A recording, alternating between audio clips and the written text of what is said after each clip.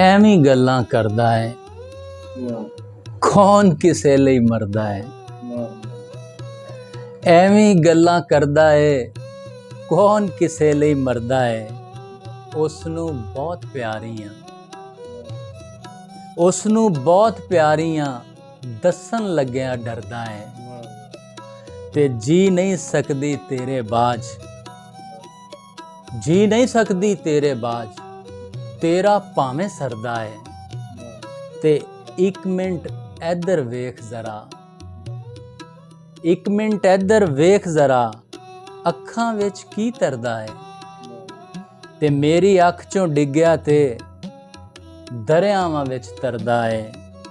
ਤੇ ਜਿਹਦੇ ਪਿੱਛੇ ਦੁਨੀਆ ਹੈ, ਮੇਰਾ ਪਾਣੀ ਭਰਦਾ ਹੈ। ਤੇ ਐਵੇਂ ਗੱਲਾਂ ਕਰਦਾ ਹੈ, ਕੌਣ ਕਿਸੇ ਲਈ ਮਰਦਾ ਹੈ।